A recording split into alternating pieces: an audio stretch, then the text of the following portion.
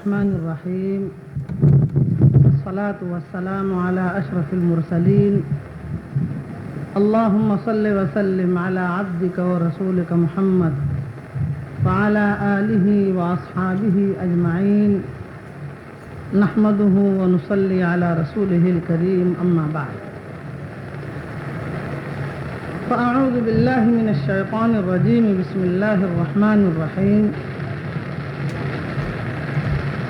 قل اللهم مالك الملك تؤتي الملك من تشاء وتنزع الملك ممن تشاء وتعز من تشاء وتذل من تشاء بيدك الخير إنك على كل شيء قدير.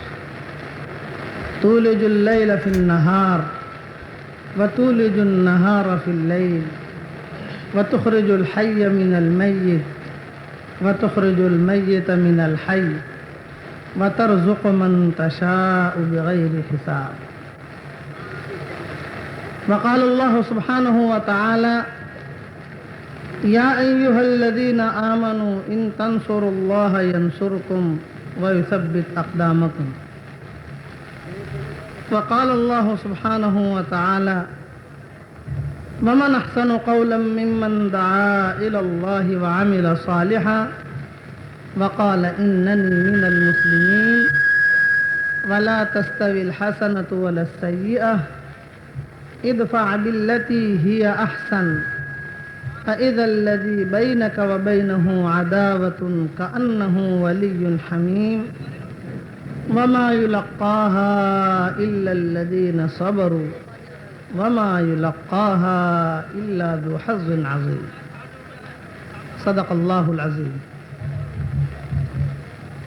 وعن عائشة رضي الله تعالى عنها قالت: قال رسول الله صلى الله عليه وسلم: الدنيا دار من لا دار له ومال من لا مال له ولها يجمع من لا عقل له، أو كما قال عليه الصلاة والسلام.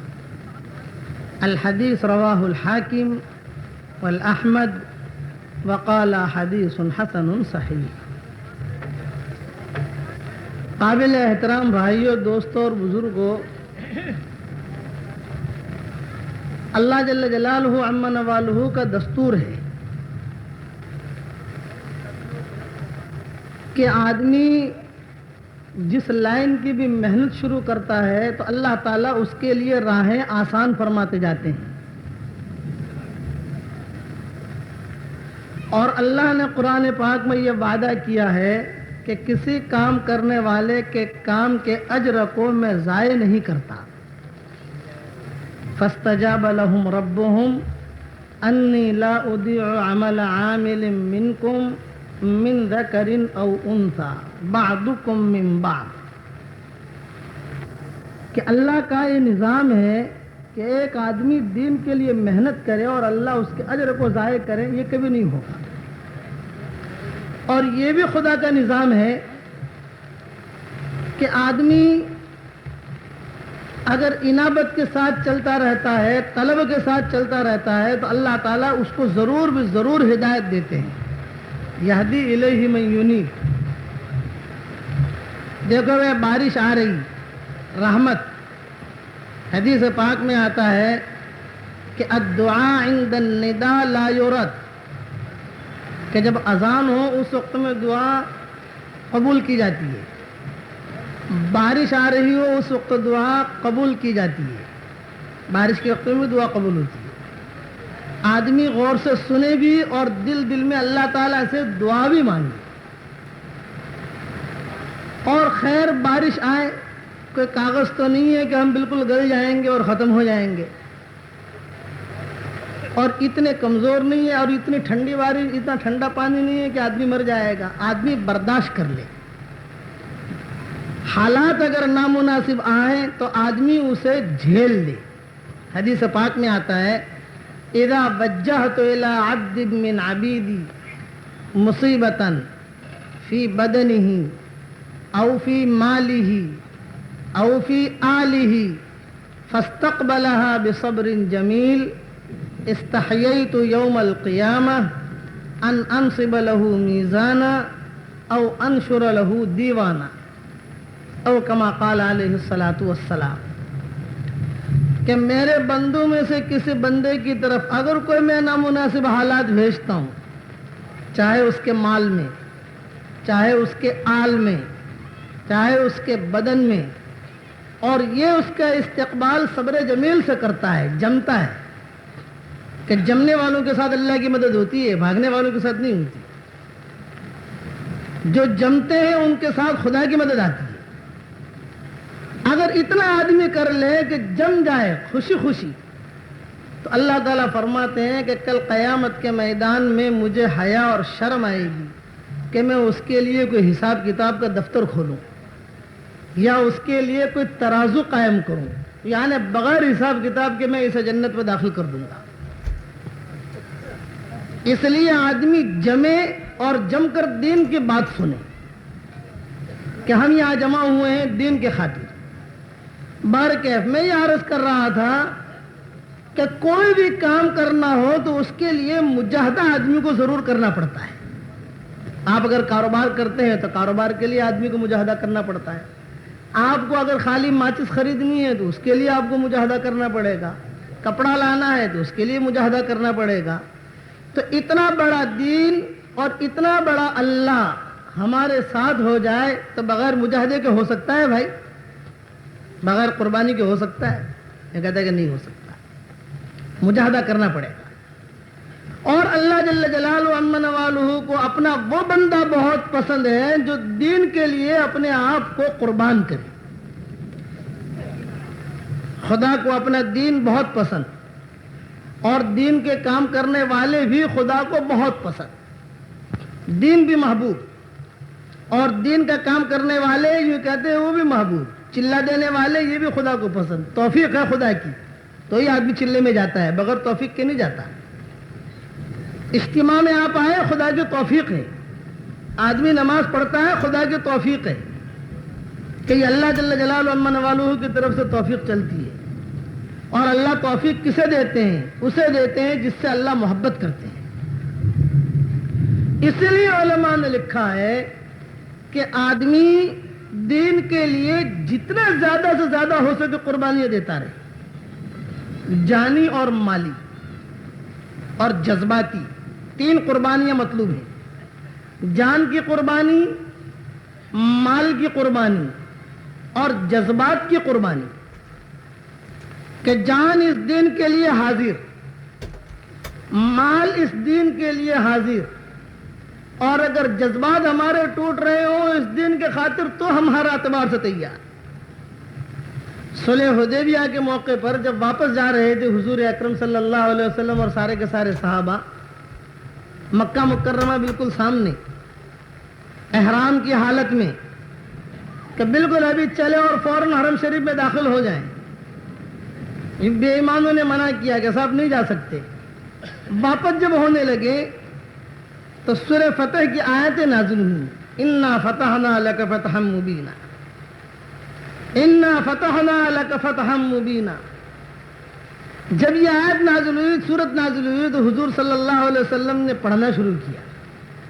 حضرت عمر رضی اللہ تعالیٰ عنہ تشریف لائے اور یوں فرمایا کہ حضرت او فتح ھذا یا رسول اللہ، کیا یہی فتح ہے کہ ہم خالی جا رہے ہیں مدینہ منورہ واپس بغیر عمرے کے؟ اسی کو فتح کہتے ہیں. آپ نے کہا ای واللہ، خدا پاک کی قسم یہی فتح ہے کہ جذبات میں کچھ ہے اور خدا کا حکم کچھ ہے. آدمی اسے برداشت کر رہا ہے کہ دل چاہتا ہے کچھ اور اللہ کا حکم کچھ ہے. اسی لیے کہتے ہیں کہ میں نے اللہ کو پہچانا، میرے نفس میں کوئی بات آئی. حضرت علی رضی اللہ تعالیٰ عنہ فرمایا کرتے تھے دل میں کوئی بات آئی اور وہ چیز ہوئی نہیں، بس اسی کے اندر میں نے اللہ کو پہچانا کہ چاہتا کچھ تھا اور ہوا کچھ. اس میں خدا کی معرفت ملتی ہے. تو 3 قربانیاں مطلوب ہیں پورے دنیا کے مسلمانوں سے، اور قیامت تک یہی 3 قربانیاں چلتی رہیں گی. جتنی ان 3 قربانی میں بڑھوتری ہوگی اتنی اللہ تعالیٰ کی مدد آئے گی. جان کی قربانی، مال کی قربانی، جذبات کی قربانی. صحابہ کرام رضوان اللہ علیہم اجمعین نے یہ تینوں قربانیاں کر کے دکھلا دی. جان یوں کہا حاضر, مال یوں کہا حاضر, کتنا یوں کہا آپ جتنا چاہیں, اگر پورا چاہیں تو پورا حاضر, آدھا چاہیں تو آدھا حاضر, آپ جتنا کہیں ہمارا مال حاضر. جذبات کہ آپ کی بات سر آنکھوں پر ہماری سمجھ میں آئے نہ آئے. اسی لیے روایتوں میں آتا ہے کہ اس زمانے میں بازاروں میں آوازیں لگتی تھی, یا خیل اللہ ارکبی الی ثواب اللہ فرغبی النفیر النفیر النفیر. ایسا سوار ہو جا, اللہ کے ثواب میں رغبت کر اور نکل اللہ کے راستے میں, نکل اللہ کے راستے میں. بازاروں میں یہ آواز لگتی تھی تشکیل کی, اور آج ہماری مسجدیں ان آوازوں سے خالی ہو گئی. کہ اس زمانے میں بازار میں یہ آواز ہر وقت ایک آدمی لگایا کرتا تھا, یا خیل اللہ ارکبی الی ثواب اللہ فرغبی النفیر النفیر النفیر. نکلو اللہ کے راستے میں. دلہنوں نے قربانیاں دی, دلہوں نے قربانیاں دی, بچوں نے قربانیاں دی, مردوں نے قربانیاں دی, ماؤں نے قربانیاں دی. خود حضرت محمد صلی اللہ علیہ وسلم نے قربانی دی, حضرت مولانا الیاس صاحب رحمۃ اللہ علیہ نے قربانی دی, تب جا کر یہ دین جو ہے چمکا. روایتوں میں آتا ہے, امام بخاری رحمۃ اللہ علیہ نے قصہ لکھا ہے, صحیح بخاری میں نہیں, ان کی جو تاریخ کی کتاب ہے اس میں یہ قصہ بڑی تفصیل سے لائے ہیں. بچوں کی قربانیوں کا. بشیر ابن عقربہ, ان کا نام لکھا ہے بشیر ابن عقربہ. ہوا کان ابن ثمانیہ, کے صاحب 7-8 سال کی ان کی عمر, ماں باپ کے ساتھ ہجرت کی. قربانیوں کے قصے سن لینا آسان ہے, پڑھ لینا آسان ہے, سنا دینا آسان ہے, لیکن جس پر بیتتی ہے اسے پتا چلتا ہے کہ صاحب کتنی بڑی قربانی. یہ قصہ امام بخاری رحمۃ اللہ علیہ نے لکھا ہے اپنی تاریخ کی کتاب میں, اور یوں لکھتے ہیں کہ بشیر ابن عقربہ انہوں نے ہجرت کی اپنے ماں باپ کے ساتھ مدینہ منورہ کی طرف. جب مدینہ منورہ پہنچے تو وہاں پہنچتے ہی باپ کی تشکیل ہو گئی اللہ کے راستے میں. عقربہ نام تھا ان کے ابا کا. ما بقی فی المدینہ الا امہ و بشیر, بشیر مدینہ میں ہے اور ان کی والدہ مدینہ منورہ میں ہے, باقی کوئی رشتہ دار نہیں. سارے رشتہ دار بے ایمانی کی حالت میں مدینہ منورہ میں بشیر اور ان کی والدہ. والد یہ کہا اللہ کے راستے میں. تھوڑے دنوں کے بعد والدہ کی طبیعت خراب ہوئی, مرضت ثم ماتت ثم دفنت فی البقیع, بیمار ہوئی, انتقال ہو گیا اور بقیع میں مدفون ہوگی. ما بقی فی المدینہ الا بشیر. اب مدینہ منورہ میں کون رہ گیا ان کے خاندان کا؟ ایک لڑکا. باپ کہاں ہے؟ اللہ کے راستے میں. ماں کہاں ہے؟ یوں کہا قبر میں. فی المدینہ, مدینہ میں اعلان ہوا کہ وہ قافلہ جو اللہ کے راستے میں گیا تھا آئندہ کل واپس آ رہا ہے. تو صحابہ نکلے حضور صلی اللہ علیہ وسلم کے استقبال کے لیے, اور یہ بچہ نکلا اپنے ابو کے استقبال کے لیے. صحابہ نے پوچھا, یا بشیر این ترید ومن ترید, بشیر کہاں کا ارادہ ہے, کس کا ارادہ ہے؟ تو بشیر یوں کہہ رہے تھے کہ انا ارید ابی عقربہ, کہ میں تو میرے ابو عقربہ کو ڈھونڈ رہا ہوں, ان کے استقبال کے لیے جا رہا ہوں. حضور صلی اللہ علیہ وسلم کو تو پہچانتا ہی نہیں تھا, 7-8 سال کی عمر. روایتوں میں آتا ہے کہ صحابہ نکلے حضور صلی اللہ علیہ وسلم کے استقبال کے لیے, اور یہ بچہ نکل رہا ہے اپنے ابو کے استقبال کے لیے. فقام, ایک جبیلہ صغیرہ کا جملہ آتا ہے, چھوٹی سی پہاڑی تھی, چٹان, اس پر یہ بچہ کھڑا ہو گیا. جب قافلہ مدینہ منورہ میں داخل ہونے لگا, اب سب کو دیکھ رہا ہے, جو گھوڑے پر سوار ہیں انہیں بھی دیکھ رہا, جو اونٹنی پر سوار ہیں انہیں بھی دیکھ رہا, جو پیدل چل رہے ہیں انہیں بھی دیکھ رہا. ما وجد ابا, اپنے ابا کو اس نے نہیں پایا, باپ ملا ہی نہیں اسے. تو گھوڑے پر سوار سب کو دیکھ رہا ہے, یہ تو میرا ابا نہیں.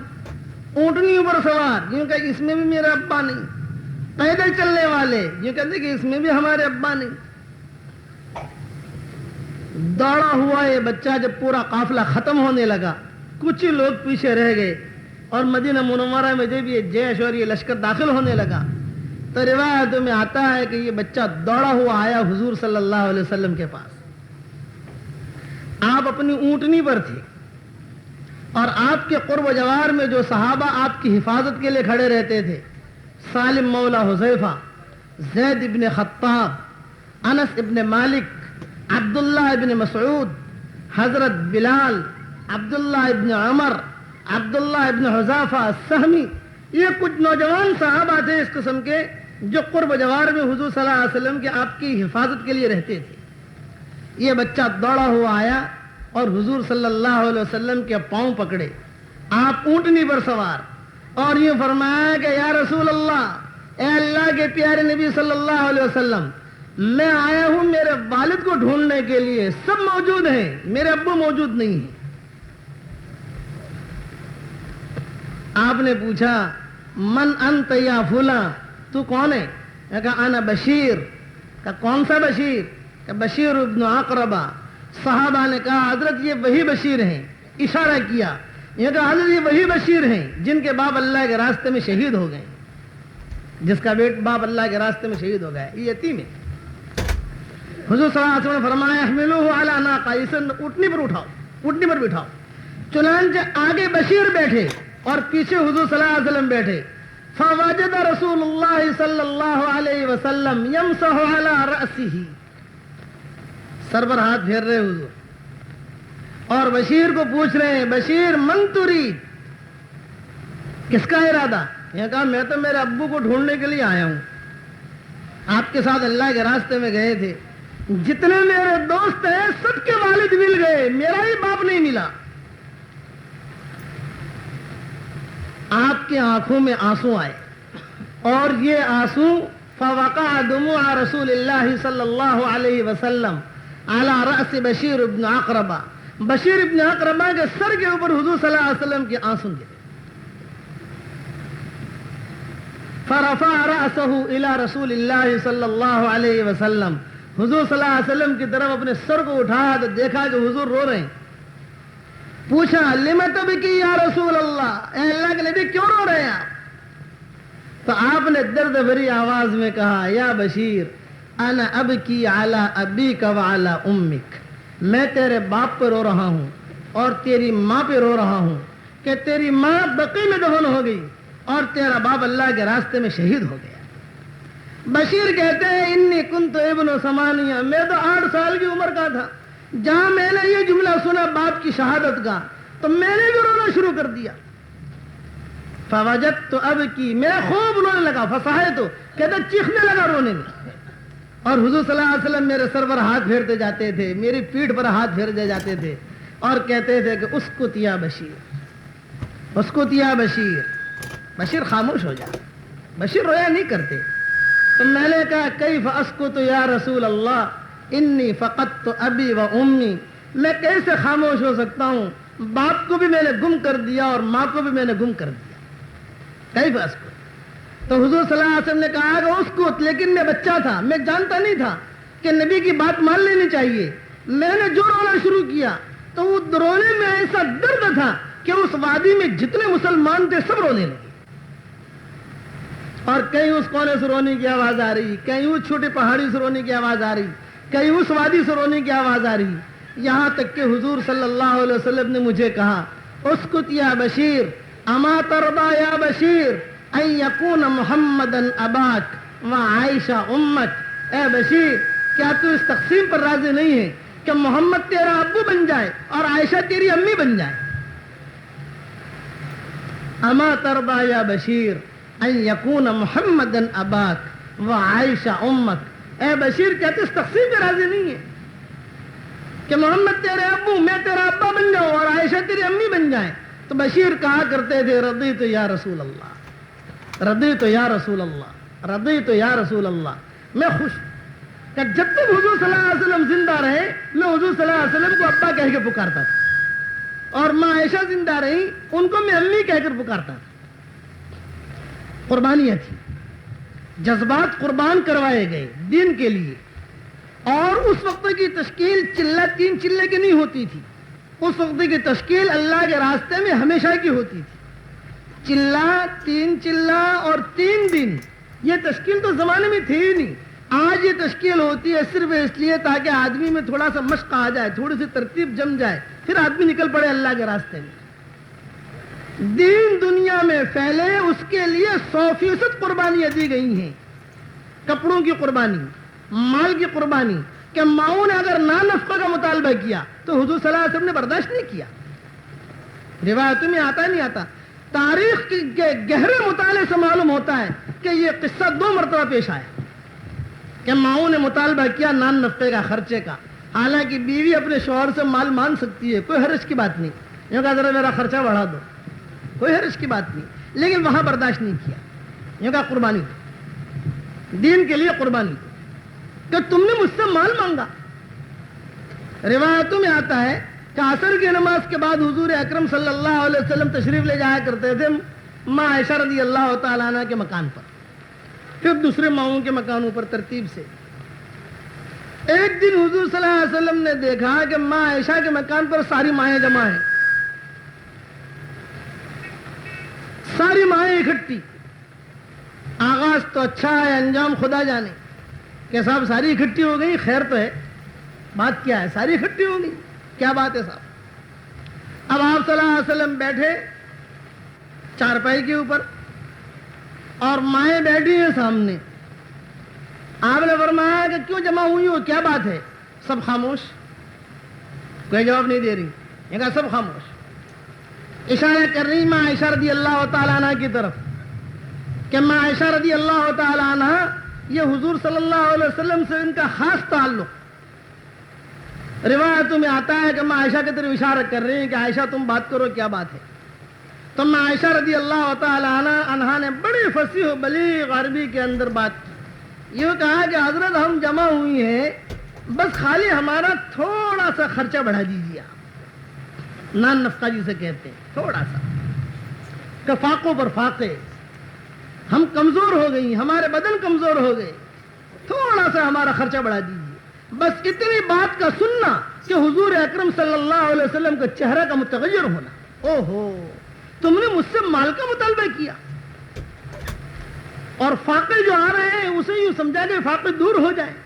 ارے یہ فاقے تو نبیوں کے مہمان ہیں کہ دین کے خاطر کسی کے گھر میں فاقہ آ جائے تو وہ آدمی سمجھ لے کہ ایک نبی کا مہمان میرے گھر میں آ گیا، کہ دین کی خاطر آیا ہے، جان بوجھ کر نہیں آیا، سستی میں نہیں آیا، دین میں مال لگاتے لگاتے آیا ہے، خدا پر خرچ کرتے کرتے، خدا کے دین پر لگاتے لگاتے فاقہ آیا ہے. یوں کہتے ہیں نبی کا مہمان ہے تیرے گھر میں، تم نے مجھ سے مال کا مطالبہ کیا. بس حضور صلی اللہ علیہ وسلم خاموش اور مائیں خاموش، کوئی جواب نہیں. مسجد نبوی سے لوگوں نے دیکھا کہ آج معاملہ کچھ گھر میں گڑبڑ ہے سا، آج گھر میں کچھ گڑبڑ ہے سا. حضور صلی اللہ علیہ وسلم خاموش بیٹھے ہیں، مائیں بھی خاموش بیٹھی ہیں. مائیں سمجھ گئی کہ آپ کو ناگواری ہوئی. کسی کی ہمت نہیں کہ جا کر تحقیق کرے کیا بات ہے. صحابہ میں سے کسی کی ہمت نہیں کہ صاحب جا کر پوچھیں، اور نبی سے جا کر کوئی جلدی پوچھ بھی نہیں سکتا کہ صاحب کیا بات ہے، کہ نبی کا معاملہ بہت اونچا ہوتا ہے. روایتوں میں آتا ہے کہ لوگوں نے حضرت ابوبکر اور حضرت عمر کو اطلاع دی کہ جاؤ ذرا تم جا کر دیکھو، تحقیق کرو کیا معاملہ ہے، ذرا جا کر دیکھو تو صحیح. چنانچہ یہ دونوں کے دونوں آئے اور دروازہ کھٹکھٹایا. پوچھا کون؟ کہا ابوبکر ہے، عمر ہے. کہا اندر آ جائیں حضرت. تو جواب ملا اچھا آ جاؤ. لیکن جواب کے اندر بھی ناراضگی تھی. بعض مرتبہ جواب خوشی سے دیا جاتا ہے اور بعض مرتبہ جواب ناراضگی سے دیا جاتا ہے. جواب میں بھی ناراضگی ٹپک رہی تھی. دونوں کو دونوں داخل ہوئے. مائیں بیٹھی ہیں پردے کے ساتھ اور حضور صلی اللہ علیہ وسلم چارپائی پر ہیں. داہنی طرف ابوبکر جا کر بیٹھ گئے، بائیں طرف عمر آ کر بیٹھے، بیچ میں حضور صلی اللہ علیہ وسلم. اب یہ دونوں بھی خاموش. ان دونوں کی بھی ہمت نہیں کہ صاحب پوچھے معاملہ کیا ہے. حضرت عمر رضی اللہ تعالیٰ عنہ نے ہلکے انداز میں صدیق اکبر سے کہا کہ حضرت ذرا پوچھ تو لیجئے کہ مائیں خاموش بیٹھی ہیں, حضور صلی اللہ علیہ وسلم بھی خاموش بیٹھے ہیں, بات کیا ہے؟ صدیق اکبر نے کہا کہ میں تو نہیں پوچھنے کا, میری تو ہمت نہیں, تم پوچھو. حضرت عمر رضی اللہ تعالیٰ عنہ نے کہا کہ اس وقت میں نے مختصر استخارے کی دعا پڑھی. ایک تو استخارے کی دعا وہ آتی ہے جو کتابوں میں, اور ایک استخارے کی دعا مختصر بھی آتی ہے, اللہم اخر لی واختر لی ودبر لی امری فانی لا احسن التدبیر. اللہم اخر لی واختر لی ودبر لی امری فانی لا احسن التدبیر. اے اللہ تو ہی میرے لیے راہ ہموار کر, تو ہی چھانٹ کر دے, مجھے کچھ پتہ نہیں. تو حضرت عمر رضی اللہ تعالیٰ عنہ فرماتے ہیں کہ بات کرنی تو مناسب نہیں اور یہ پوچھنا بھی مناسب نہیں کہ حضرت معاملہ کیا ہے, لیکن حضرت عمر کہتے ہیں میرے دل میں یہ بات آئی کہ میں کوئی لطیفہ سنا دوں حضور صلی اللہ علیہ وسلم کو, کوئی قصہ ایسا سنا دوں, کوئی بات ایسی سنا دوں کہ جس سے حضور صلی اللہ علیہ وسلم ہنس پڑیں. بس جہاں آپ ہنس پڑیں گے تو معاملہ حل ہو جائے گا, پتہ چل جائے گا کہ معاملہ کیا ہے. لیکن دل ہی دل میں نے یہ سوچا کہ کوئی قصہ سناؤں تو قصہ من گھڑت نہیں ہونا چاہیے, بغیر صفحے کا نہیں ہونا چاہیے. میں قصہ ایسا ہو جو بالکل سچا ہو, اور اس قصے میں تھوڑی سی حضور صلی اللہ علیہ وسلم تھوڑے سے مسکرا دیں تو خود آپ بتا دیں گے کہ معاملہ یہ. تو حضرت عمر رضی اللہ تعالیٰ عنہ نے کہا کہ حضرت یہ جو رات گئی, اس رات میں میری اور میری بیوی کی لڑائی ہو گئی گھر میں, اور واقعی ہوئی تھی کہ حضرت میں تہجد میں اٹھتا تھا روزانہ تو میری بیوی بڑی خدمت کرے میری, کہا مصلی بچھا دے, لوٹا میں پانی بھر کے رکھ لے, مسواک رکھ لے, عطر رکھ لے, تسبیح رکھ لے. لیکن جب گزشتہ رات کو میں اٹھا تہجد کے لیے تو میری بیوی جو تھی, میں نے اسے کہا کہ خدا کی بندی روزانہ مصلی مل جایا کرتا تھا, لوٹا میں پانی مل جایا کرتا تھا, مسواک بھی ہوتی تھی, سب کچھ, آج تو کچھ بھی نہیں, بات کیا ہے؟ تو حضرت اس نے مجھے شیرنی کی طرح جواب دیا اور کیا کہا, یہ کہا بس لوٹا ووٹا بھر لو, تم مصلی بچھا لو, نماز پڑھ لو. ارے خدا کی بندی طبیعت خراب ہے تیری, یہ کہنا طبیعت اچھی ہے. بھائی طبیعت اچھی ہے اور معاملہ کیا ہے؟ تو حضرت رات کو میری بیوی نے تہجد کے وقت میں مجھے یوں کہا کہ مدینہ منورہ کی عورتیں, ان کے مکانات اچھے ہو گئے, خرچے ان کے اچھے بڑھ گئے, نان نفقے اچھے مل رہے ہیں, ہمارا خرچہ بڑھاؤ. رات کو میری بیوی نے خرچہ بڑھانے کی بات کی حضرت. تو آپ صلی اللہ علیہ وسلم ہنس پڑے, یوں کہا یہ جتنی جمع ہوئی ہیں یہ بھی خرچہ بڑھانے جمع ہوئی ہیں, ان کا ہی مقصد یہی ہے کہ خرچہ بڑھاؤ. بس معاملہ حل ہو گیا کہ صاحب یہ معاملہ تھا, کہ صاحب خرچہ بڑھانے جمع ہوئی ہیں. اب صدیق اکبر کھڑے ہوئے اور حضرت عمر کھڑے ہوئے, اور ان دونوں نے کھڑے ہو کر اپنے اپنے صاحبزادیوں کو ہلکے انداز میں سمجھانا شروع کیا. یوں کہا کہ دیکھو, اگر تمہیں مال کی ضرورت پڑے تو کبھی حضور صلی اللہ علیہ وسلم سے مت مانگنا, ہم سے مانگنا. یہ تم نے کیا کیا؟ اور بعض روایت میں یہ ملتا ہے کہ ہلکے انداز میں اپنے ہاتھ سے ہلکے ہاتھ سے پٹائی بھی کرنی شروع کر دی. حضور صلی اللہ علیہ وسلم نے فرمایا مہلن, ٹھہر جاؤ. قواریر, یہ تو قواریر ہے, قواریر جانو کسے کہیں؟ یہ عطر والوں کے وہاں جو کانچ کی کنٹر ہوتے ہیں نا, بالکل فیروز آباد یہاں سے قریب ہے, دور ہے. یہ جو کانچ کے پیالے ہوں, کانچ کے کنٹر ہوں, بہت ہی نازک قسم کے, یہ کہتے قواریر اسے کہیں. یہ کہا بھی یہ تو قواریر ہیں, زیادہ اگر کہو گے تو ان کے دل اور ٹوٹ جائیں گے, چھوڑ دو. لیکن ان دونوں نے کہا کہ خبردار, آج سے کبھی مت مانگنا. یہ قصہ تو ہوا ختم. روایتوں میں آتا ہے کہ ٹھیک اس قصے کے 2 سال کے بعد جب خیبر فتح ہو گیا, مکہ مکرمہ فتح ہو گیا, حنین کا بھی مال آ گیا, اور مال کی ریل پیل تھوڑی سی شروع ہو گئی, تو ماؤں نے آپس میں سوچا کہ اس وقت میں تو مال نہیں تھا, نہ ملا, اب تو مال کی ریل پیل شروع ہو گئی ہے, اب ذرا مانگیں گے تو اب انشاءاللہ مطالبہ پورا ہو جائے گا.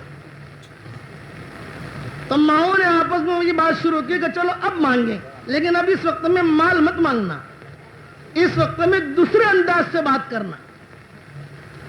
چنانچہ ماؤں نے آپس میں مشورہ کیا کہ بات یہ کرنی ہے کہ حضرت فاقو پر فاقے, ہم تو آپ سے مال نہیں مانگتے, بس اتنی ترتیب کر لیں کہ ہمارے فاقے دور ہو جائیں. کچھ ہمارے یہ جو مکانات ہیں ان پر کچھ پردے لگ جائیں، کچھ مکانات ٹھیک ٹھاک ہو جائیں، کچھ کپڑے ٹھیک ٹھاک ہو جائیں، اس انداز سے بات کرنی. اور آپس میں ماؤں نے یہ مشورہ کیا کہ جس کے پاس بھی حضور صلی اللہ علیہ وسلم تشریف لائیں وہ ہلکے ہلکے انداز میں کان میں ڈالنا شروع کر دے، ہلکے ہر ماں کان میں ڈالنا شروع کرے، اور وقت مقررہ پر پھر